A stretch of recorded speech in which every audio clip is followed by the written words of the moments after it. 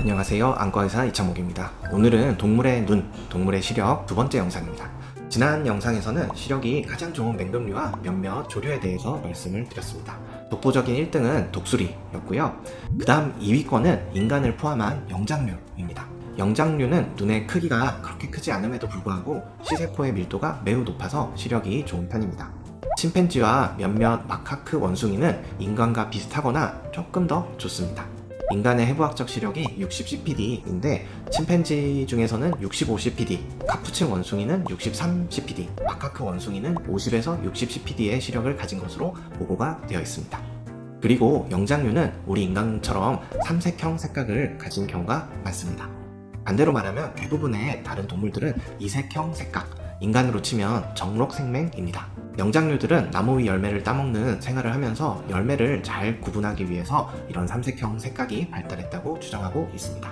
또한 영장류들은 다른 동물들에 비해 대뇌의 시각 피질이 잘 발달되어 있다고 합니다. 그래서 이런 해부학적 시력을 충분히 발휘하고 있을 가능성이 높고 인간과 거의 비슷한 시각을 가지고 있을 것으로 추정이 됩니다.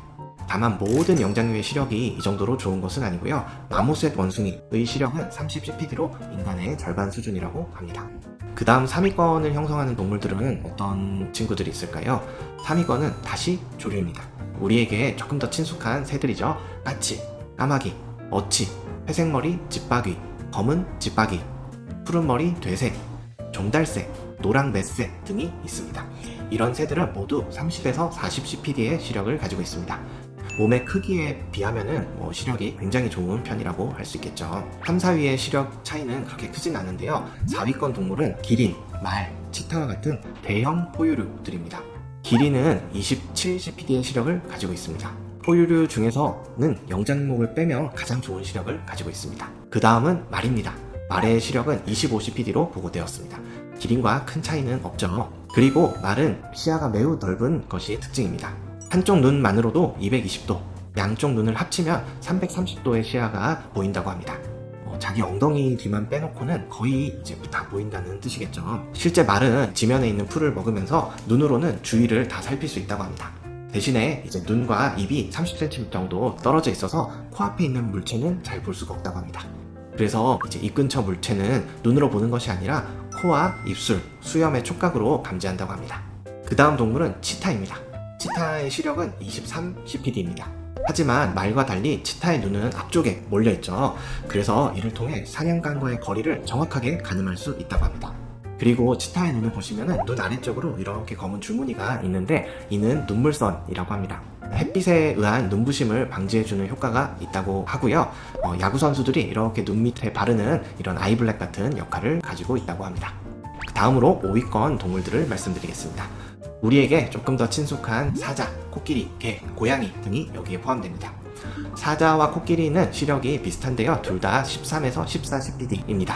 코끼리의 눈은 지름이 3.8cm로 사람의 1.5배 정도입니다. 그래서 눈은 굉장히 크지만 그럼에도 불구하고 시세포의 밀도가 좋지 않아서 시력은 좋은 편이 아닙니다.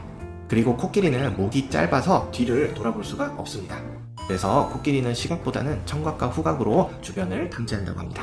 실제로 코끼리의 코는 단순히 길기만 한 것이 아니라 코 속에 있는 그 후각 수용체가 육상 동물 중에서는 제일 많은 편이라고 합니다. 개는 11에서 12cpd의 시력을 가지고 있습니다. 제 생각보다는 조금 낮은 것 같아서 여러 논문을 찾아봤는데 11에서 12cpd도 그나마 뇌파검사로 측정해서 제일 높게 보고된 수치입니다. 지금 이제 말씀드리고 있는 해부학적 시력은 8cpd이고요. 행동연구, 훈련을 통해서 행동연구로 측정한 시력은 6cpd였습니다. 어떤 걸 기준으로 삼아도 인간의 5분의 1 수준이니까 우리 시력으로 치면 대략 0.2에서 0.4 정도라고 상상해 볼 수 있을 것 같습니다. 그리고 개는 대부분 마이너스 2디옵터 정도의 근시를 가지고 있다고 합니다. 그래서 원거리는 상당히 잘 보이지 않는 편이라고 합니다.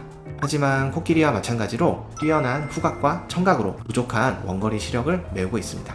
고양이의 시력에 대한 자료는 개보다 많은데 편차가 조금 더 큽니다. 해부학적 연구로 제일 낮게 나온 것은 40cpd였고요. 제일 높게 나온 것이 8.9cpd였습니다.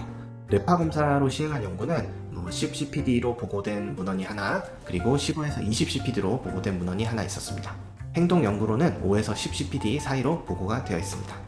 해부학적 시력이나 행동연구 시력은 개와 비슷하고 뇌파검사로 측정한 시력은 개보다 조금 더 높았다고 할 수 있습니다. 고양이 역시 개와 마찬가지로 심한 근시를 가지고 있다고 하고요. 대신에 고양이는 망막 뒤쪽에, 시세포 뒤쪽에 빛을 반사하는 휘판이라는 반사층을 가지고 있어서 어둠 속에서 조금 더 잘 볼 수 있다고 합니다. 어둠 속에서 고양이과 동물들의 눈이 이렇게 반짝반짝 빛이 나 보이는 이유는 이 휘판에서 빛이 반사되기 때문입니다. 그리고 고양이의 동공은 세로로 이렇게 길쭉해지잖아요. 이런 모양의 동공은 우리 같은 동그란 모양을 가진 동공에 비해서 빛의 양을 미세하게 세부 조절하는데 더 유리하다고 합니다. 동공의 최대 크기 자체도 사람보다 조금 크죠. 사람 동공은 최대 크기가 한 50제곱밀리미터 정도지만 고양이는 최대 160제곱밀리미터까지 커져서 어둠 속에서 사냥하는데 조금 더 적합하다고 볼 수 있습니다. 우리가 이제 고양이 동공이 커지면 대부분 귀엽다고 생각을 하는데 사실은 이제 사냥감을 볼 때처럼 흥분하고 있는 상태라고 합니다. 제가 준비한 동물의 시력 2편은 여기까지입니다. 다음 시간에는 이제 조류와 포유류가 끝났으니까 나머지 동물들에 대해서 정리를 해보겠습니다. 파충류, 어류, 곤충, 기타 부척추 동물까지 있거든요. 생각보다 더 재밌는 내용이 남아있으니까 끝까지 시청해주시면 감사하겠습니다.